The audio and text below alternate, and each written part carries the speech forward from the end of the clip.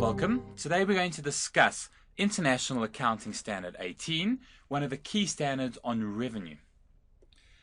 Today's lecture is going to cover an overview, a very high-level concept covering the basic principles, and then in future videos we'll go into more of the detail. Starting off with our video series, we'll need to cover the objective and scope of IAS 18, and then spend some time on the definitions. Now, just a quick jump ahead. The definition within IAS 18 looks to revenue, but remember, revenue is a subset of income, and the income definition can be found in the accounting, framework for financial reporting. Now, the framework defines income as an increase in assets or a decrease in liabilities, other than transactions arising from those with equity participants. But what IAS 18 does is it says, well, revenue, the subset of income, is defined by reference to operations or income from normal operating activities.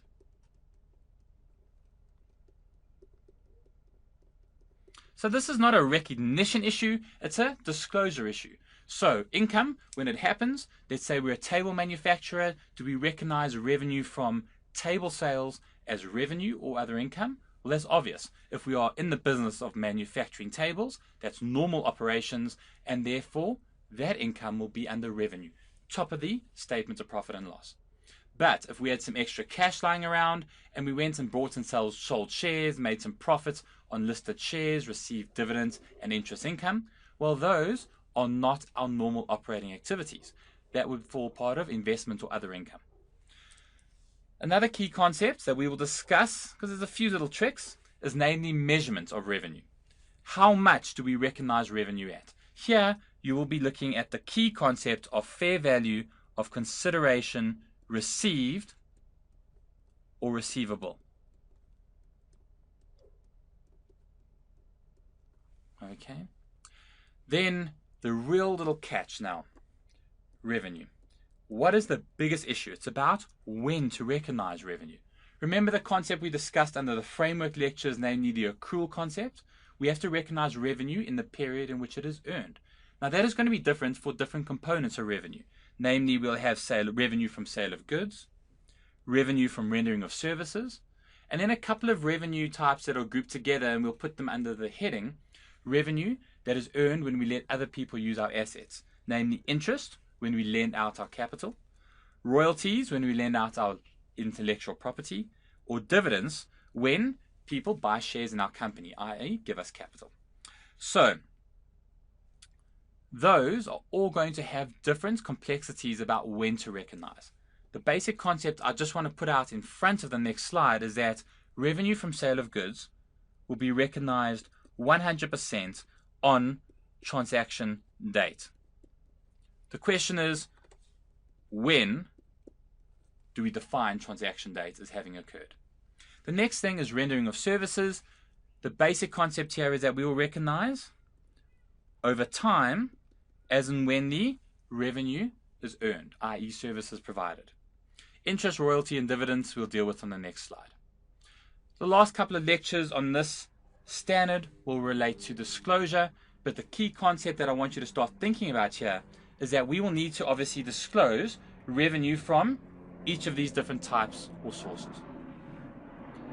So, before we go into the detail, I want to give you a high-level summary of when to recognize revenue based on the different types or components of revenue.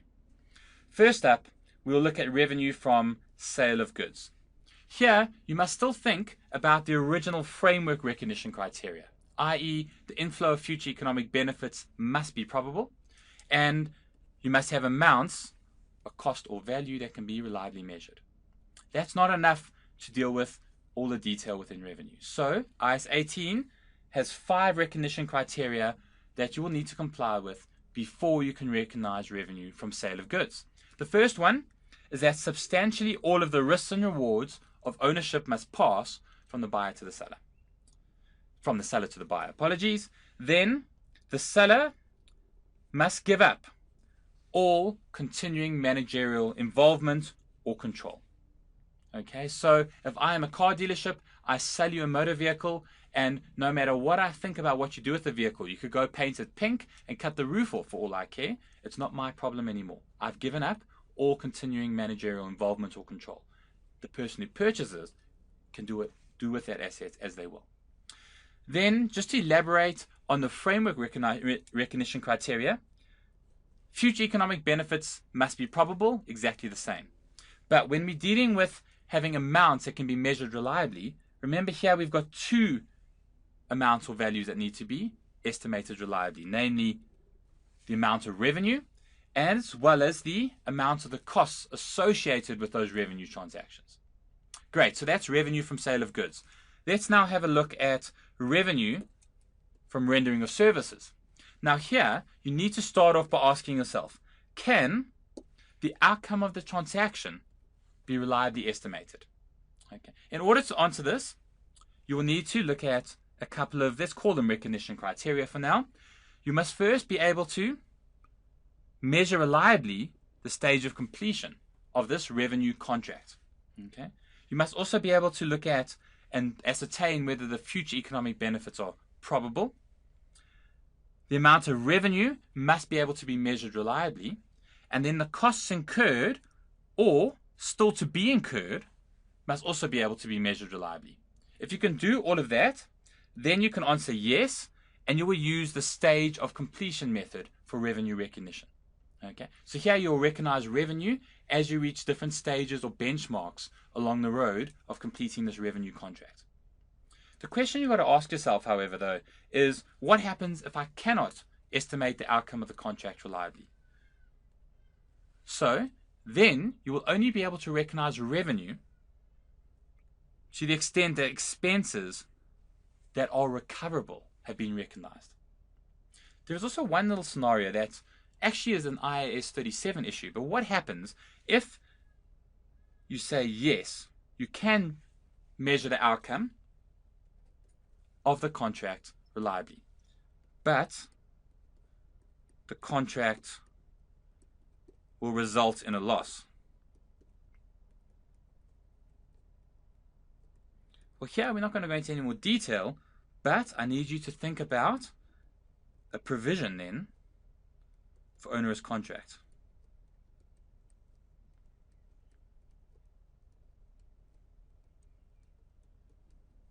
So that is an IAS 37 issue actually, but it's a small area that overlinks with IAS 18. So if you go back to saying, yes, I can recognize, well, I can estimate the outcome of this contract reliably, but the contract will result in a loss ultimately for the entire contract. Then you'll recognize the full amount of that loss today, along with a provision for an onerous contract. Okay, but that's an IAS 37 issue, just wanted to put that on the radar.